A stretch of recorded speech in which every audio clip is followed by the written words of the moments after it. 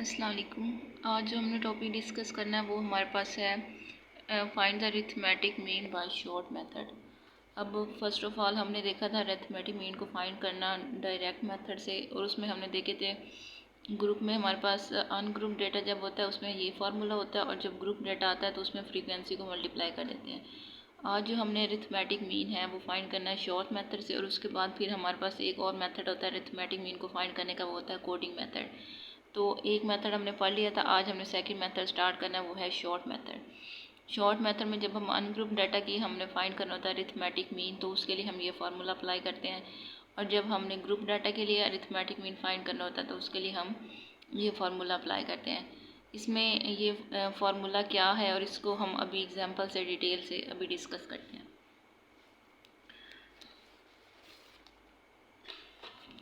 इसमें ये एग्जांपल है हमारे पास अरिथमेटिक मीन को फाइंड करना शॉर्ट मेथड। ये हमारे पास जो डेटा है वो हमारे पास अनग्रुप डाटा है, क्योंकि जो ग्रुप डाटा होता है उसमें हमारे पास क्लास इंटरवल बने होते हैं। ये हमारे पास सिंपली अनग्रुप डाटा है जिसको हमने खुद सपोज किया। एक्स की वैल्यू हम खुद सपोज कर सकते हैं, कोई भी ले सकते हैं।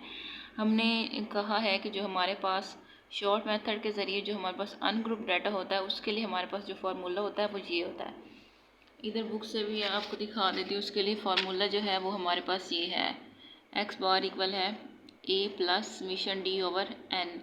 ये हमारे पास फार्मूला है। अब हमें पता चल रहा है कि हमने जब मीन फाइंड करना है शॉर्ट मेथड से अनग्रुप डाटा के लिए, तो हमारे पास ए होना चाहिए, डी होना चाहिए, एन होना चाहिए, तो हमारे पास मीन आ जाता है। अब उन्होंने बताया कि जो समीशन डी है, समीशन डी क्या है हमारे पास, डी इक्वल है एक्स माइनस ए। मतलब ये जो हमारे पास डाटा में वैल्यूज़ जितनी भी दी हुई हैं उसको उसमें से हमने ए को माइनस करना है। अब फिर वो बता रहे हैं कि ए क्या है, A is any value which is subtracted from the value of X. A जो है वो कोई भी वैल्यू हो सकती है जिसको हम एक्स से सब्सट्रैक्ट करेंगे। अभी इसको मैं फर्दर आपको डिटेल से इसको एक्सप्लेन करती हूँ कि इस सारे फार्मूले में ये सारी चीज़ें क्या हैं। ये देखें ज़रा, ये सर ने लिखवाया हुआ है। जब हमारे पास एक्स जो हमने मीन फाइंड करना है वो इक्वल है A plus summation D over N. A जो है वो हमारे पास एज्यूम मीन है, मतलब हमने इस डाटा में से, ये जो हमारे पास डाटा है इसमें से कोई भी वैल्यू हम लेके उसको खुद से मीन सपोज कर सकते हैं। मतलब इधर से 60, 40, 50, मतलब ये हमारे पास एज्यूम्ड मीन है। इधर से कोई भी वैल्यू को हम मीन सपोज कर सकते हैं। लेकिन सर ने जो लिखवाया, नेक्स्ट लिखवाया, ये जो समीशन है ये सम है। मतलब जितनी भी हमारे पास वैल्यूज़ है वो सारी जब हमारे पास सम होंगी तो उसको हम समीशन मतलब सिग्मा से रिप्रेजेंट करेंगे। डी जो है वो डेविएशन है, deviation of any item from the assume mean. मतलब जो हमारे पास मीन आएगा डाटा का, उससे जितनी भी हमारे पास वैल्यू डेविएट हो रही हैं वो हमारे पास डी है। एन जो है total number of the data values, मतलब हमारे पास डाटा के अंदर कितनी वैल्यूज़ हैं, उनके नंबर कितने हैं, उन सब को रिप्रेजेंट करने के लिए एन हमारे पास आता है। और हमारे पास सबसे पहले एक्स की वैल्यू हमें दी हुई है। हमें चाहिए फार्मूले में ए चाहिए, डी चाहिए और एन चाहिए। डी हमने अभी देखा है कि जब हमने डी निकालना होता है तो वो हमारे पास इधर होता है एक्स माइनस ए। ए जो है वो हमारे पास एज्यूम मीडियन होता है। एक्स जो है हमारे पास ये है। अब ये जो फर्स्ट एग्जांपल है इसमें हमारे पास एक्स 7 है। अब 7 में से हमने मीडियन एज्यूम किया यहाँ पे, वो हमारे पास है 50। ये ऊपर लिखा हुआ है ए इक्वल है 50, हमने ये खुद एज्यूम किया है। तो हमने ए 50 में से माइनस कर देना है ए एक्स हमारे पास 7 है, 7 माइनस 50 करेंगे तो ये हमारे पास ये आंसर आ जाएगा।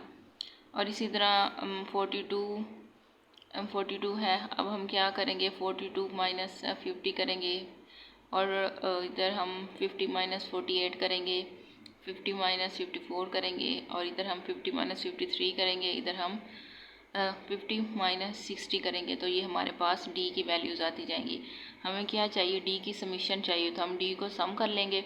उसकी जो वैल्यू आएगी, फिर एन है, एन को नंबर से डिवाइड करेंगे। देखिए कितनी वैल्यूज़ है, 1 2 3 4 5 6 है, मतलब एन हमारे पास 6 है, इसको 6 से डिवाइड कर देंगे। अब हमने ये अनग्रुप डाटा के लिए हमने मेथड कौन सा पढ़ा है, शॉर्ट मेथड पढ़ा है। उसके ज़रिए जब हमने मीडियन निकालना है तो हमारे पास जब ये सारी वैल्यूज़ आ जाएंगी तो हम बस सिंपली पुट कर देंगे समीशन डी में हमारे पास डी जो है क्या आया है, -6 आया, n की वैल्यू 6 आई है, प्लस ए हमने अज्यूम जो मीन है वो हमने 50 सपोज किया, 50 माइनस 149, तो ये हमारे पास आंसर आ गया। सो इसी तरह अगर हम इसको ग्रुप डाटा के लिए फाइंड करना चाहते हैं तो वो बिल्कुल सेम है प्रोसीजर सारा, बस उसमें यहाँ ज़रा आप देखें, ये हमारे पास डी तो हमने वैसे ही निकालना है, x माइनस ए करके हमने डी निकालना है, और यहाँ पे हमने फ्रीक्वेंसी के इधर हमने लिया था समीशन डी, और इधर हमने एक्स्ट्रा एक हमारे पास क्वांटिटी आती है वो है हमारे पास समीशन एफ, उसको हमने मल्टीप्लाई कर देना, मतलब पहले हमने एफ और डी दोनों का बस मल्टीप्लाई करना है, फिर हमने समीशन एफ से इसको डिवाइड कर देना है, तो वो हमारे पास ग्रुप डाटा के लिए मीन आ जाता है। अब ज़रा मैं इसकी बुक से भी आपको एग्जांपल दिखा देती हूँ।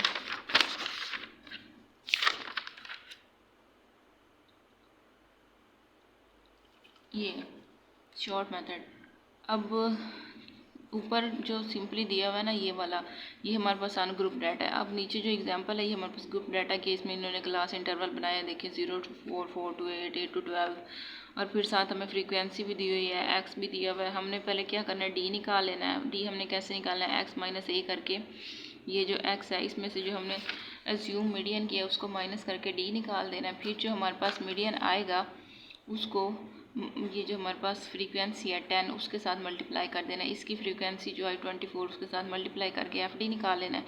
फिर यहाँ पे समीशन एफ डी, ये जो हमारे पास मल्टीप्लाई किया इसको समीशन करेंगे तो -44 आंसर आएगी, और टोटल समीशन ऑफ फ्रीक्वेंसी इसके समीशन करेंगे तो ये हमारे पास 190 आंसर आया, और इसको डिवाइड करके हमारे पास ये टोटल आंसर आ जाता है।